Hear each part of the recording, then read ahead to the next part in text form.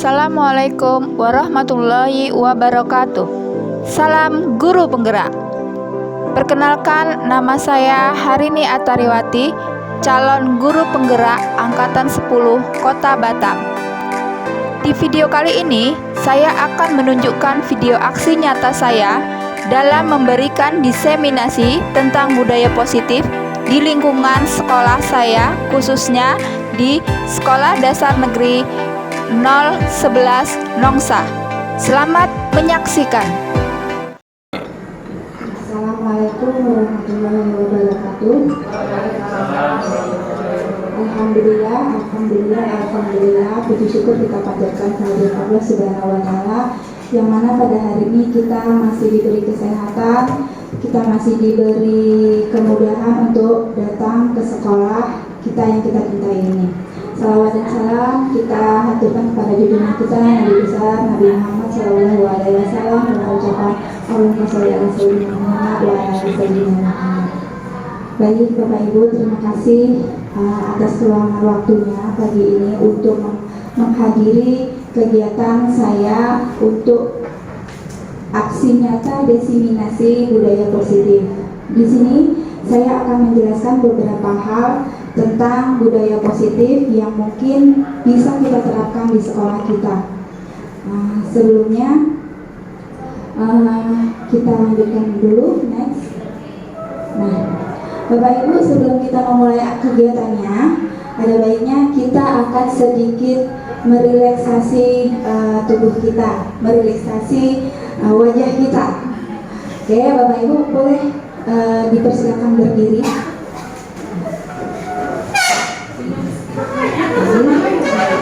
Di sini ada instruksi. Nah, instruksinya apa? Nah, kita diharapkan untuk senyum selama 30 detik. Nah, senyum untuk muka kita biar tidak berkerut-kerut ya. Katanya senyuman itu membawa aura positif dalam diri kita. Boleh Bapak Ibu melihat samping kanan dan samping kirinya. Oke. Saya akan menghitung selama kita akan menghitung selama 30 detik. Ya, 1, 2, 3, senyum. 4, 5, 6, 7, 8, 9, 10, 11, 12, 13, 14, 15, 16, 17, 18, 19, 20, 21, 22, 23, 24, 25, 26, 27, 28, 29, 29 setengah, 30. Terima kasih Bapak Ibu. Oke, kita next lanjut. Betul Pak Ardi, senyum itu ternyata membawa pengaruh positif ya. Apa yang sudah dirasakan dengan senyum? Artinya berbunga-bunga. Iya Pak, nggak apa-apa sih ternyata. Terutama apabila kita sudah mendapat gaji di awal bulan. Kita lanjut. Nah, di sini di forum ini kita akan menentukan dulu kesepakatan. Nah, di sini kesepakatan itu berbeda dengan peraturan. Kalau peraturan itu lebih identik dengan yang namanya sanksi. Tapi kalau kesepakatan itu berasal dari kita, dari diri sendiri yang menyadari. Itu adalah kesepakatan. Nah, di dalam ruangan ini saya tidak memberi sanksi, tapi saya memberi kesepakatan. Kesepakatan antara ibu-ibu dan saya. Nah, salah satunya adalah pertama menghargai siapapun. Jadi di dalam ruangan ini saya ingin kita saling menghargai, ya, tidak hanya karena ini lebih tua dan yang ini lebih muda, tidak. Sama-sama kita saling menghargai. Lalu yang kedua, menjadi pendengar yang baik. Nah, saat kita mendengarkan orang lain, kita merasa akan sangat-sangat dihargai. Begitu juga orang lain. Jika orang lain mendengarkan apa yang kita ucapkan, maka kita juga akan merasa sangat dihargai oleh orang tersebut. Nah, kira-kira Bapak Ibu ada lagi yang mau kita masukkan kesepakatan? Boleh? Kira-kira apa? Atau yang lain kesepakatan Ibu di dalam ruangan sini? Kira-kira, ayo Ibu Siti Rofiah. Apa? Apa kesepakatannya? Menjalin komunikasi. Iya, boleh, mantap Bu Melva. Menjalin komunikasi dengan baik. Jadi apapun itu dikomunikasikan ya Bu Melva ya, sama juga dengan yang lain. Saat komunikasi terjalin dengan baik, maka kita juga bekerja sama dan kolaborasinya juga akan menjadi lebih baik. Ada lagi selain itu? Ayo, yang jadi bapaknya boleh satu? Ada lagi? Cukupkah kesepakatan kita hanya ini? Kalau cukup kita next. Oke, kita next ya. Oke. Di sini adalah disiplin positif, motivasi perilaku manusia, keyakinan sekolah atau kelas, kebutuhan dasar manusia, posisi kontrol, restitusi, dan segitiga restitusi. Itu adalah materi yang akan saya jelaskan kepada Bapak Ibu semuanya. Jika memang ada Bapak Ibu yang kurang paham atau kurang mengerti apa yang dimaksud nanti misalnya di sini, boleh bertanya dan kita akan menjawab bersama. Di dalam hal ini saya bukan sebagai narasumber, tetapi kita sama-sama belajar. Ya, seorang guru yang baik harus memiliki kemampuan dalam mewujudkan budaya positif di sekolah. Budaya positif tersebut dapat dijalankan dengan menerapkan konsep-konsep inti seperti yang sudah saya sebutkan tadi. Di dalam sekolah kita ini sebenarnya sudah ada ya budaya positif.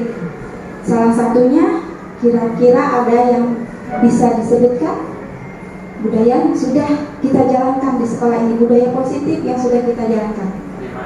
5S, mantap itu Pak Ardi. Apa itu? Senyum, salam, sapa, sopan, dan santun. Iya, salah satunya baru saja kita lakukan. Apa tadi? Senyum. Nah, itu adalah salah satu budaya positif yang wajib kita kembangkan terus dan kita pertahankan. Nah, setelah itu lanjut Bu. Disiplin positif tadi juga kita setiap pagi, nah, guru piket di depan gerbang itu menyambut siswa dan siswi. Itu termasuk juga disiplin positif dan kebaikan, nilai positif ya. Jadi banyak sebenarnya secara tidak langsung sudah kita jalani. Apa lagi yang sudah kita jalani? Contoh hal yang kecil lagi adalah kita mengajarkan anak-anak sholat duha di hari Jumat atau budi pekerti. Yang muslim dan yang non muslim biasanya diletakkan di dalam satu ruangan untuk mendengar kegiatan ibadah ya Bu ya, Bu Melva ya. Lalu disiplin positif. Disiplin positif merupakan suatu cara penerapan disiplin yang mengajarkan kepada anak cara bertanggung jawab dan menumbuhkan kesadaran diri berdasarkan nilai-nilai kebajikan. Jadi disiplin positif ini mengajarkan kepada anak kita agar bertanggung jawab. Contohnya mungkin waktu di dalam kelas kita buat itu ya Bu ya, piket kelas. Nah, kita ajarkan untuk dia bertanggung jawab. Tugasnya membersihkan dalam 1 minggu ada 1 hari anak tersebut piket kelas. Di situ kita sudah mengajarkan namanya bertanggung jawab disiplin positif. Disiplin positif lebih ke arah disiplin diri yang dapat mengontrol diri dalam melakukan segala tindakan. Maka kalau orang sudah mengerti yang namanya disiplin positif, mereka akan tahu mengontrol diri. Ya, kita lanjut. Disiplin diri dapat membuat murid memahami dan menyadari berdasarkan motivasi internal, bukan akibat paksaan, pujian ataupun hukuman. Nah, seperti yang tadi saya sebutkan, berdasarkan dari diri sendiri, bukan karena sebuah hukuman atau sebuah pujian. Selama ini yang terjadi di dalam kelas, sebagian besar itu anak-anak kita masih mengharapkan pujian. Nah, ternyata kalau kita sering memuji atau kita memberi umpan balik dengan memberi hadiah itu ternyata menjadi bumerang ibu-ibu semuanya. Itu akan menimbulkan rasa minder atau rasa rendah diri kepada anak yang tidak bisa menjawab. Sesekali boleh, tetapi untuk seterusnya itu lebih baik kita stop, karena itu akan menimbulkan dia melakukan pekerjaan itu atas dasar pujian saja, bukan dari dalam diri. Oke. Di sini ada 6 karakter profil pelajar Pancasila. Inilah yang akan kita gali, inilah yang akan kita terapkan di sekolah-sekolah yang memang sudah ditunjuk untuk menjalankan kurikulum Merdeka. Alhamdulillah sekolah kita sudah melaksanakannya dan ini tahun ketiga untuk memulai kurikulum Merdeka. Apa saja itu targetnya dari kurikulum Merdeka? Yaitu adalah beriman, bertakwa kepada Tuhan Yang Maha Esa dan berakhlak mulia. Lalu menjadikan pelajar itu mandiri, berkebinekaan global dan bergotong royong, kreatif dan bernalar kritis. Nah, itu adalah tujuan dari kurikulum Merdeka. Nah, motivasi perilaku manusia. Kita lanjutkan. Nah, motivasi perilaku manusia itu ada 3, seperti yang tadi di awal sudah saya sebutkan. Yang pertama, untuk menghindari ketidaknyamanan atau hukuman. Jadi ada sebagian murid yang memang dia melaksanakan tugas itu karena takut dihukum. Ya mungkin sama ya dengan kita juga ya. Harus tepat waktu, harus jam 7 harus selesai, di sekolah harus ada, seperti itu. Lalu yang kedua, untuk mendapatkan imbalan atau penghargaan dari orang lain. Nah, sama tadi anak-anak ibu, dia hanya ingin pujian atau kita memberi reward itu hanya sekali saja, jangan berkali-kali, karena itu akan merusak mindset mereka. Mereka tujuannya hanya mendapat imbalan saja, bukan dari dalam diri. Lalu yang ketiga, menjadi orang yang mereka inginkan dan menghargai diri sendiri dengan nilai-nilai yang mereka percaya. Nah, poin nomor 3 ini yang harus kita kembangkan, harus kita tumbuhkan ke anak didik kita, menghargai diri sendiri. Oke, lanjut ke materi keyakinan sekolah atau kelas.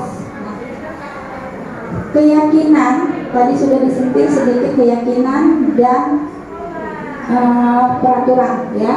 Keyakinan itu menanyakan keyakinan. Jadi Bapak Ibu, nanti sebelum ajaran baru dimulai, kita haruslah membuat keyakinan dulu. Keyakinan kelas yang dibuat berdasarkan masukan dari anak-anak kita semua. Kuncinya dalam keyakinan kelas ini, kita tidak boleh membuat dengan kalimat yang bernada negatif. Misalnya bernada negatif, tidak boleh berisik. Nah, itu kita ganti. Jadi tidak bolehnya dihilangkan. Jadi tertib di dalam kelas, seperti itu. Nah, jadi maknanya itu bukan menyuruh anak, tetapi menyadarkan ke dalam diri anak sendiri itu tentang keyakinan kelas. Apa nilai yang kita percaya di sekolah itu? Nilai-nilai apa yang telah kita sepakati? Kelas yang ideal itu seperti apa sih? Kamu ingin jadi anak seperti apa? Apa yang kamu rasakan ketika kamu melakukan itu?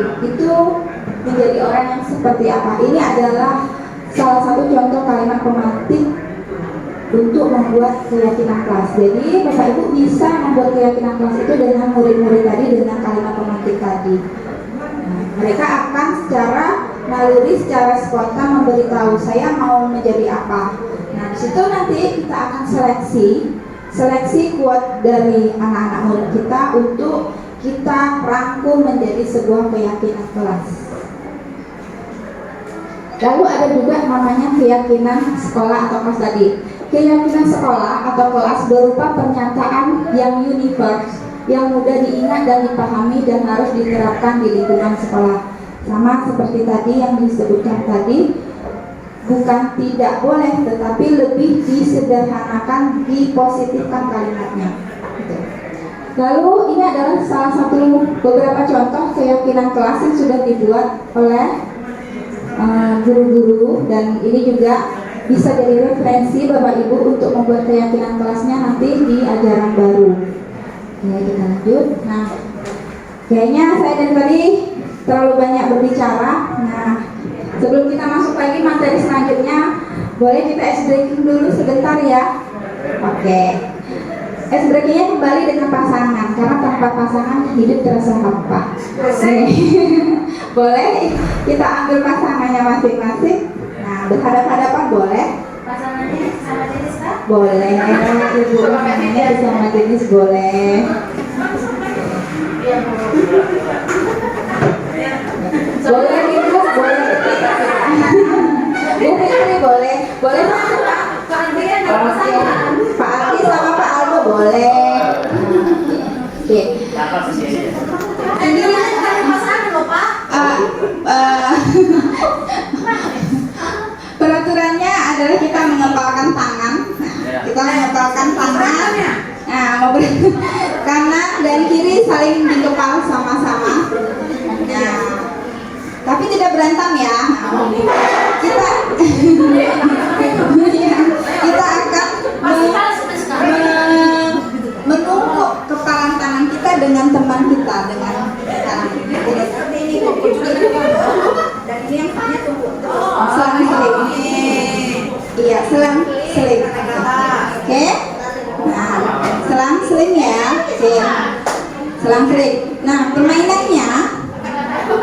permainannya apabila saya mengucapkan kata up, berarti itu naik ke atas. Apabila saya mengucapkan down, maka yang atas ke bawah. Apabila saya mengatakan stop, berarti tidak ada yang gerak. Bisa? Ya, kita iya. Oke. Oke, kita mulai ya. Nggak ada musiknya ya, Bu ya. Oke, kita lanjutkan ya. Konsentrasi dimulai. Up, up, up, down, up, down, down, down, down. Ayo, konsentrasi lagi. Oke.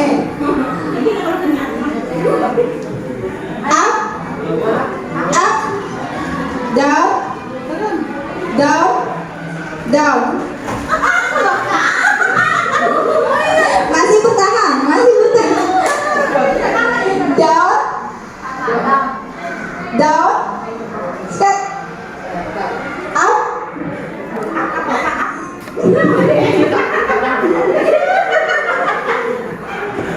Kembali kita ulang. Kayaknya masih bertahan Bu Fitria sama Bu Siti Rofia. Sekali lagi, kita agak cepat ya.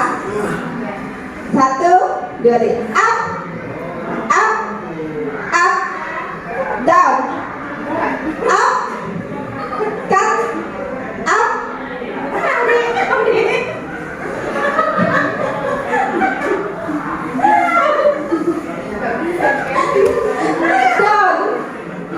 Down, down, up, down, up, up, up, up, up, down.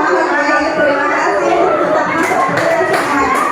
Oke, itu adalah permainan simpel yang bisa membuat kita semakin semangat untuk memulai materi yang baru. Oke. Lanjut, kita masuk materi selanjutnya. Nah, kebutuhan dasar manusia. Nah, ini nih ibu-ibu nih yang biasanya nih kebutuhan dasar manusia. Bukan ibu-ibu aja sih, sebenarnya bapak-bapak juga harus ya. Namanya kebutuhan selagi kita hidup, tetap kebutuhan itu ada. Nah, kebutuhan manusia. Bu Friska, kira-kira kebutuhan Bu Friska apa sih? Banyak Jajan. Banyak ya, kebutuhan manusia itu tidak terbatas sampai mungkin selesai. Itu masih ada kebutuhan terus selalu seperti itu. Nah, yang pertama adalah kebutuhan manusia tadi adalah ya, next lagi. Kebutuhan dasar manusia itu ada 5 menurut teori Gosen itu ada 5, yaitu pertama bertahan hidup, lalu kasih sayang dan rasa diterima, ketiga penguasaan, keempat kebebasan dan kesenangan. Bertahan hidup, semua yang punya nyawa pasti memiliki kegiatan yang harus mempertahankan hidupnya. Sama juga manusia, hewan juga, bahkan tumbuhan juga bertahan hidup ya. Walaupun dia tidak bisa berpindah tempat, tetapi tumbuhan tetap harus bisa bertahan hidup.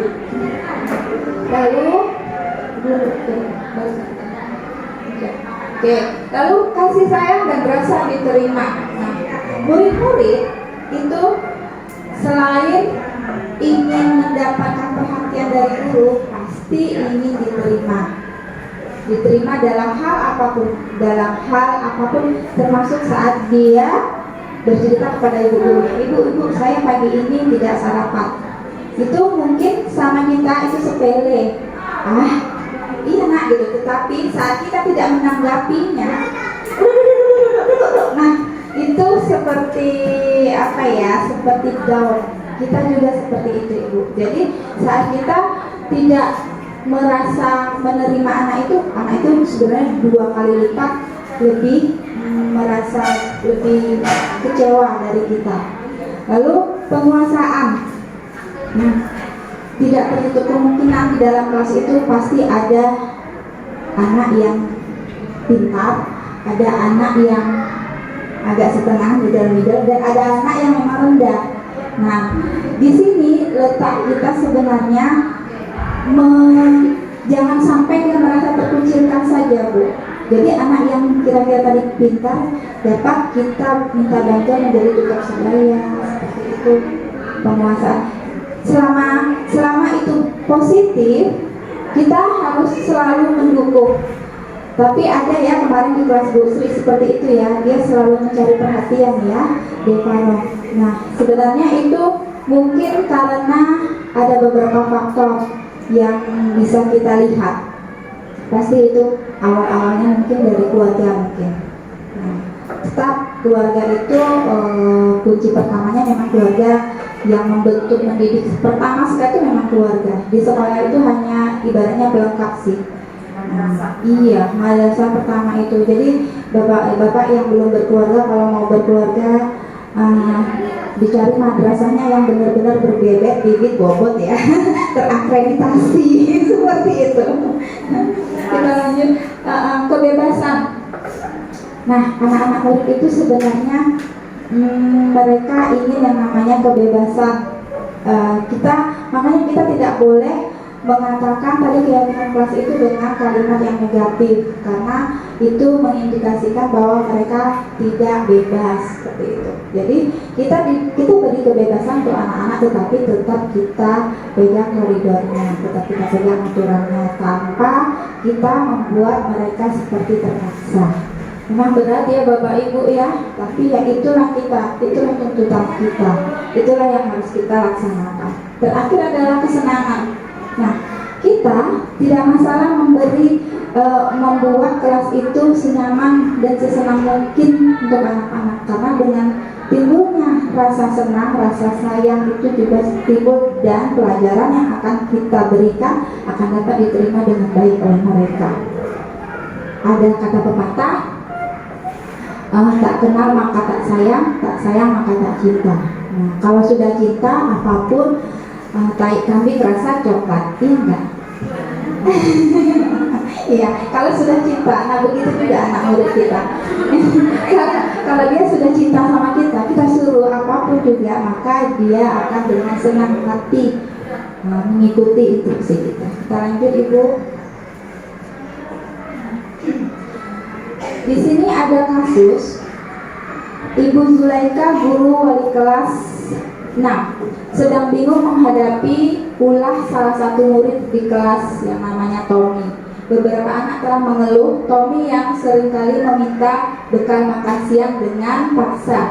jika Anda menghadapi situasi seperti itu, apa yang akan Anda lakukan menurut Anda? Kira-kira apa alasan dari melakukan itu? Nah, ini terjadi di kelas. Sering juga terjadi di kelas, yaitu anak yang meminta bekal. Bahkan bukan di kelas saja, di kantin mungkin atau di sepanjang koridor sekolah meminta, kakak kelasnya terutama, ya, minta langsung ambil main coklat. Ya. Ibu Zulaika,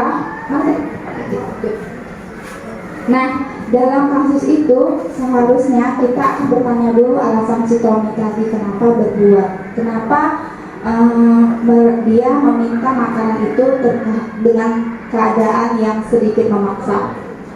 Karena ia lapar dan orang tuanya tidak membawakan bekal makan siang, maka kebutuhan dasar yang sedang berusaha dipenuhi Tommy adalah kebutuhan untuk bertahan hidup atau survive. Jadi kalau kita mau bertahan hidup itu apabila sudah terdesak, apapun bisa kita lakukan, termasuk kiranya kayak berbuat kriminal. Nah, karena dia terdesak kebutuhan. Kita lanjutkan lagi. Alasan kedua Tommy yaitu karena ia merasa senang temannya jadi memperhatikan dia. Kembali lagi, dia mencari perhatian. Ketika temannya melaporkan tindakan itu pada gurunya dan gurunya memberitahu orang tuanya, sehingga orang tuanya menjadi memperhatikan dia, maka kebutuhan dasar yang sedang dipenuhi Tommy adalah mendapat kasih sayang dan rasa diterima. Nah, seperti yang terjadi di kasusnya kelasnya Bu Sri itu.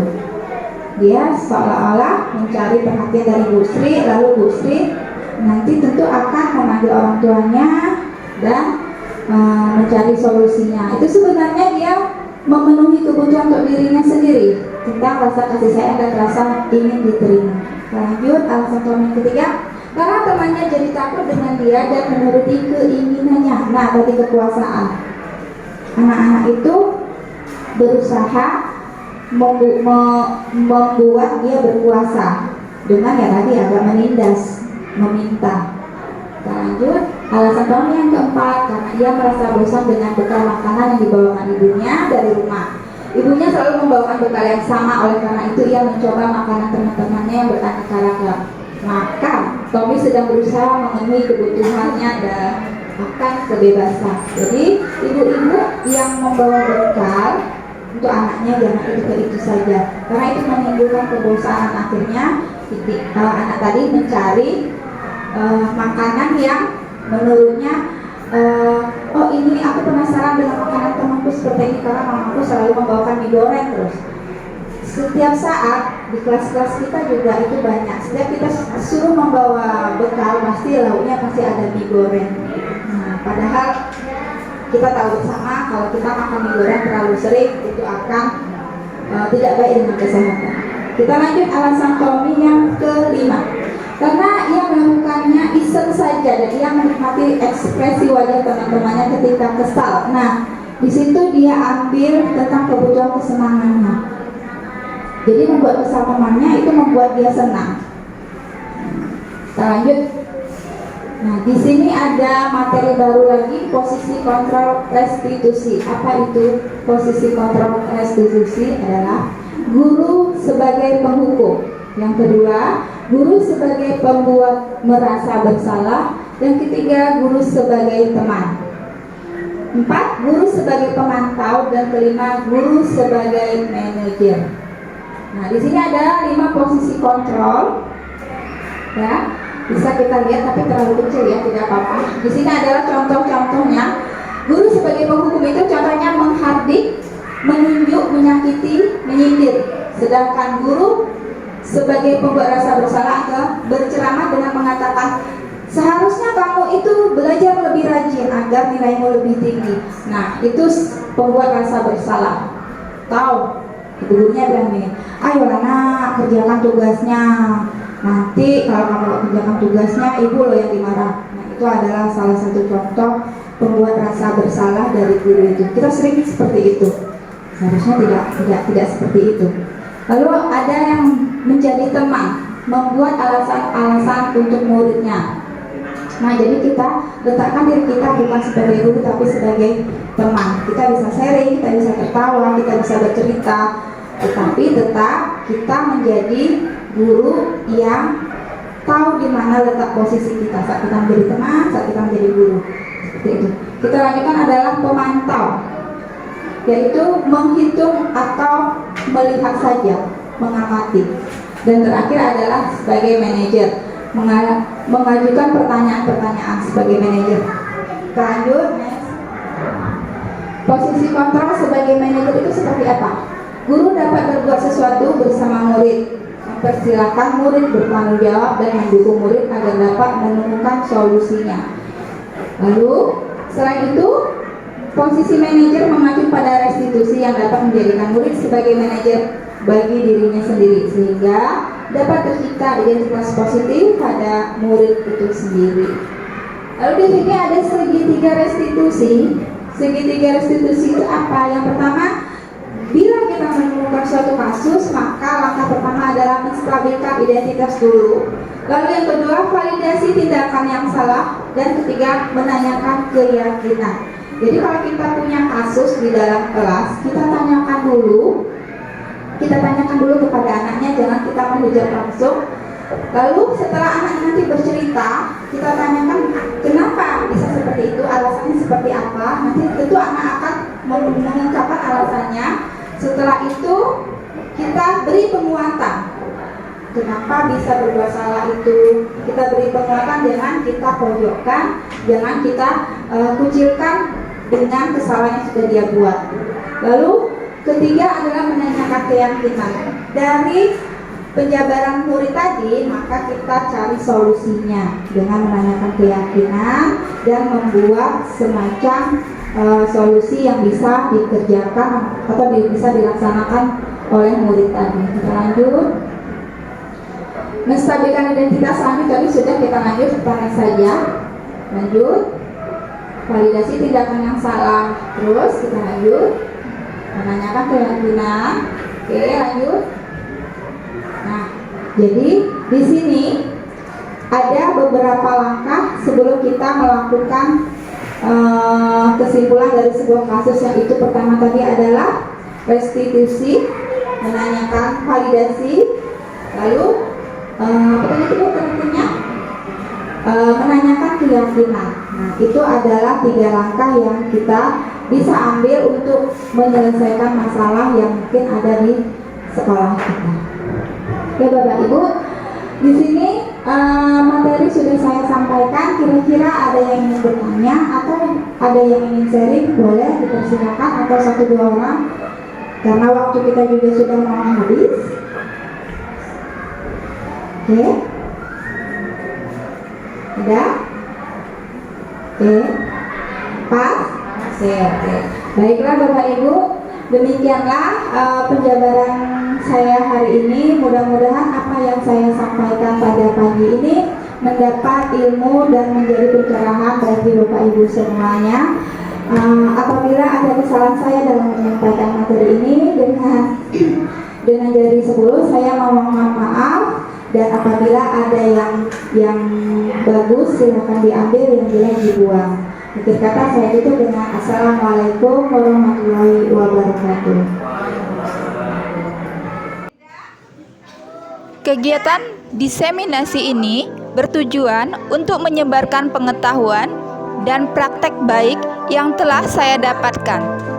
Melalui kegiatan ini, kita berharap dapat saling berbagi, bertukar pikiran, dan menginspirasi satu sama lain untuk meningkatkan kualitas pendidikan di sekolah.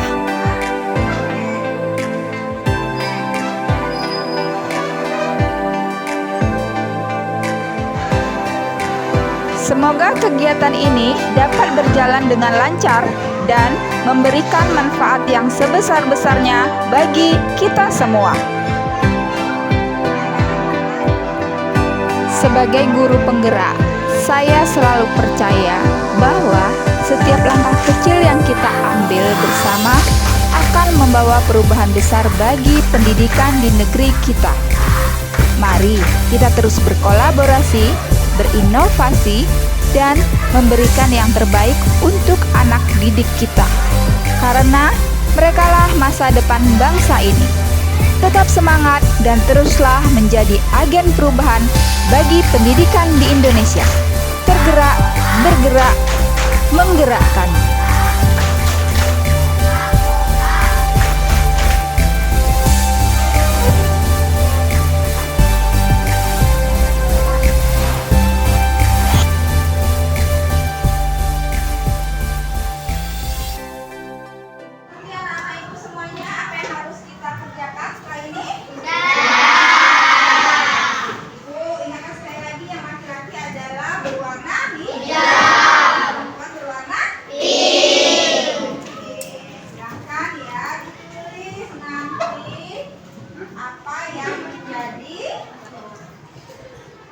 Keyakinan kelasnya akan ditulis.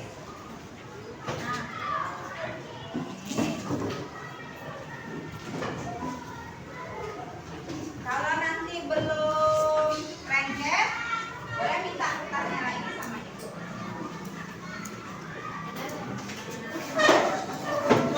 Silakan ditulis satu saja keyakinan kelas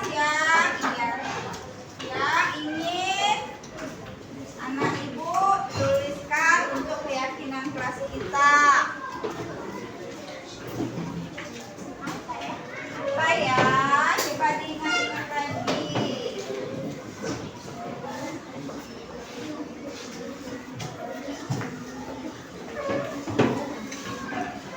Kalau sudah nanti silakan ditempelkan di depan papan tulis.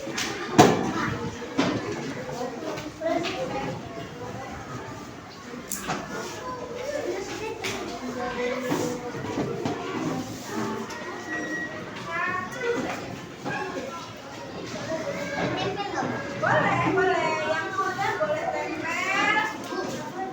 Iya, satu saja. Kalau yang sudah boleh ditempel di papan tulis.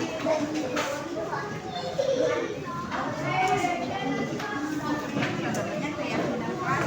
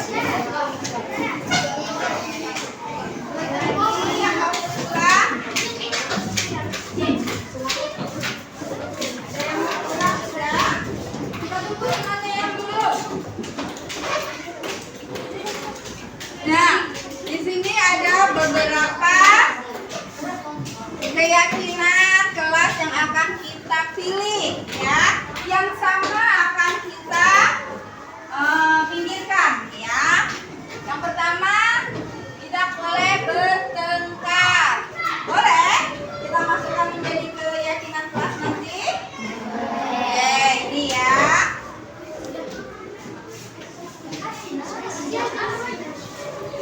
Lalu tidak akan membuli teman. Tidak boleh telat ke sekolah. Oke. Tidak boleh datang terlambat ke sekolah. Hampir sama nggak dengan tidak boleh telat ke sekolah? Sama ya. Kita letakkan dulu ya kalau sama. Udah nah.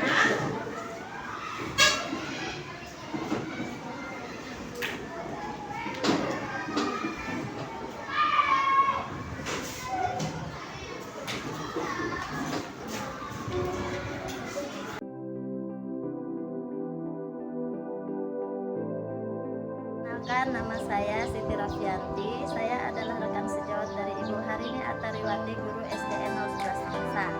Saya mengucapkan selamat kepada Bu Tari atas selesainya aksi nyata dalam penerapan prakarsa perubahan diri yang telah dibuat. Prakarsa perubahan yang dilaksanakan Ibu Tari adalah bersifat positif bagi siswa dan sekolah. Saya yakin dengan pembiasaan tersebut, jika dibiasakan secara terus-menerus, akan membentuk siswa menjadi pribadi yang lebih baik, berprofil belajar Pancasila. Sukses selalu Bu Tari, semoga visinya ke depan bisa terwujud. Assalamualaikum warahmatullahi wabarakatuh. Perkenalkan, nama saya Bambang Sujo. Saya adalah guru senior dari Ibu Harini Atariwati, guru SDN 011. Ya, saya mengucapkan selamat kepada Ibu Tari atas selesainya aksi nyata dalam penerapan prakarsa ya, perubahan diri yang telah dibuat. Ya, prakarsa perubahan yang dilaksanakan Ibu Tari adalah bersifat positif bagi siswa dan sekolah. Saya yakin dengan pembiasaan tersebut, jika dibiasakan secara terus-menerus, akan membentuk siswa menjadi pribadi yang lebih baik, berprofil pelajar Pancasila. Sukses selalu untuk Ibu Tari sebagai visi dan misi kedepannya tersebut. Selamat kepada Bu Tari. Assalamualaikum warahmatullahi wabarakatuh.